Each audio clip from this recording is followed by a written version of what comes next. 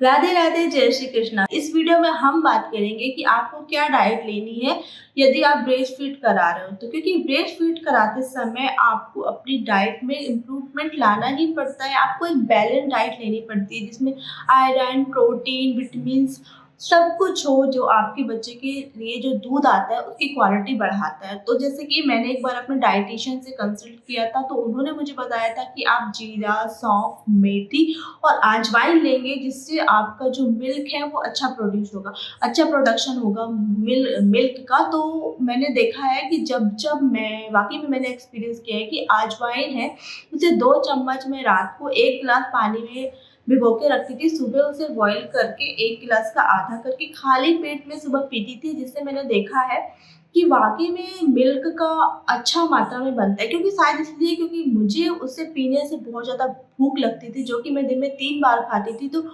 उस अजवाइन के पानी को पीने से मैं दिन भर में 8-8 बार खाना खाती थी, क्योंकि मुझे बहुत ज़्यादा भूख लगती थी। क्योंकि अजवाइन जो है उसे पीने से अजवाइन के पानी को जो मेटाबॉलिज्म रेट है वो अच्छी रहती है, डाइजेशन अच्छे से होता है, आपको गैस भी नहीं होती, भूख अच्छी लगती है।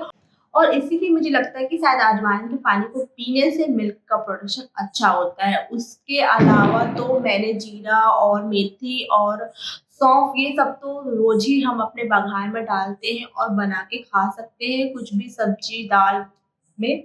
तो आप ये सब भी लीजिए। उसके साथ-साथ अगर आप ब्रेस्ट फीड कराते हैं तो आपको लहसुन खाना चाहिए। लहसुन खाने से भी मैंने देखा है कि ब्रेस्ट मिल्क अच्छा बनता है, और हमारे डायटीशियन भी ऐसा बताते हैं।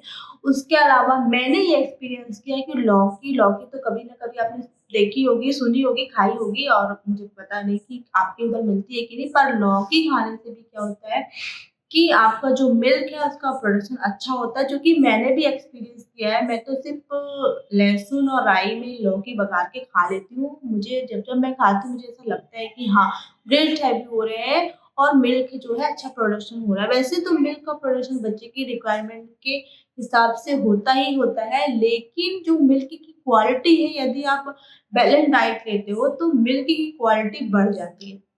लौकी खाना है, उसके अलावा दलिया, जो कि मुझे बहुत ही ज़्यादा दिया जाता था मेरे डिलीवरी के बाद 40 दिन तक। तो दलिया खा के ही मैं बोर हो गई थी, तो अभी तो मुझे दलिया खाना ही बिल्कुल पसंद नहीं। लेकिन फिर भी मैंने देखा है कि दलिया खाने से भी जो आपका मिल्क का प्रोडक्शन है अच्छा होता है। साथ में जब मैं मेरा टॉडलर है, मैं उसके लिए ब्रेकफ़ास्ट में आए दिन कभी उसके लिए मैं ओट्स बनाती हूँ या रागी चीला बनाती हूँ। तो रागी खाने से और ओट्स खाने से भी आप देखना कि आपका जो मिल्क का है उसका प्रोडक्शन अच्छा होगा। तो सारे अनाज जो होते हैं, दालें होती हैं, आप खाइए, आपका मिल्क है वो अच्छी मात्रा में बनेगा, ब्रेस्ट मिल्क अच्छे से बनेगा आपके बच्चे के लिए। उसके बाद आपको घी खाना है। कई बार बोलते हैं कि पोस्टपार्टम टाइम पे आपको 8-8, 10-10 किलो घी खिलाते थे, तो ऐसा नहीं है। आप ज़्यादा घी खाओगे तो उससे क्या होगा, आप मोटे भी हो सकते हो, तो घी ज़्यादा नहीं खाना है आपको। घी में अच्छी मात्रा में कैल्शियम होता है, ओमेगा 3 फैटी एसिड होते हैं, जो आपके लिए बहुत ज़्यादा ज़रूरी होते हैं, कुछ विटामिन्स भी होते हैं। तो घी आप 1 से 2 चम्मच रोज़ाना खा सकते हैं, जिससे कैल्शियम मिलेगा, जो कि बच्चे की हड्डी मजबूत करने के लिए बहुत ज़्यादा फ़ायदेमंद होता है। उसके अलावा घी के साथ-साथ आपको हरी पत्तेदार सब्जियाँ खाना है, फ्रूट्स खाना है, और वाटर का इंटेक बढ़ाना है। आप पनीर खाइए, छाछ खाइए और दूध से बनी हुई चीज़ें खाएँगे तो भी आपका मिल्क का प्रोडक्शन अच्छा होगा। आप दूध भी पीजिए, रोज़ाना 2 से 3 गिलास दूध आपको ब्रेस्ट फीडिंग मदर को पीना चाहिए, क्योंकि आपकी जो बॉडी है उसमें भी पेन होता है, क्योंकि कैल्शियम आपके बच्चों को दूध के थ्रू ज़्यादा मिल रहा है। तो आपको दूध पीना अपने लिए भी बहुत ज़रूरी है और बच्चे के लिए भी बहुत ज़रूरी है। दूध पीजिए, पनीर खाइए, छाछ पीजिए, जो दूध के क्वालिटी भी बढ़ाएगा। तो ये सारी डाइट होती है जो आपको ध्यान रखना है और लेनी है रोज़ाना। उसके अलावा देखिए, जब पहले फर्स्ट प्रेगनेंसी में मैं साउथ में थी, तो जब वहाँ मेरी डिलीवरी हुई थी, तो मेरी सासू माँ ने मुझे बैंगलोर में जब हम थे तो सुआ आता है वहाँ पे। अब मुझे ये नहीं मालूम कि आपको उधर सुआ मिलता है या नहीं, या आप क्या बोलते हैं? आप चाहे तो इंटरनेट पे सर्च कर सकते हैं।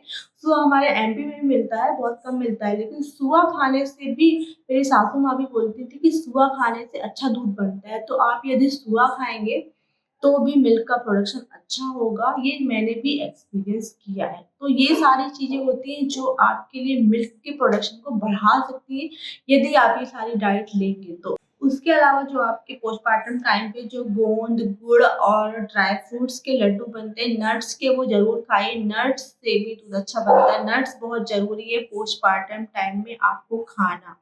तो नट्स खाइए। यदि आप नॉन वेजिटेरियन हैं तो आप अंडा भी खा सकते हैं। अंडा भी खाना बहुत ज़रूरी होता है। उसमें बहुत अच्छी मात्रा में कैल्शियम होता है जो मिल्क के प्रोडक्शन को इंक्रीज़ करता है। तो आई होप ये वीडियो आपके लिए हेल्पफुल रहेगी। आप चाह कर देख सकते हैं, खाकर आप ट्राई कर सकते हैं। मुझे लगता है जो मेरा एक्सपीरियंस है वो आपका भी एक्सपीरियंस होगा। चलिए मिलते हैं मेरी नेक्स्ट वीडियो में। जब तक के लिए हेल्दी रहिए, हेल्दी खाइए। जय श्री कृष्ण।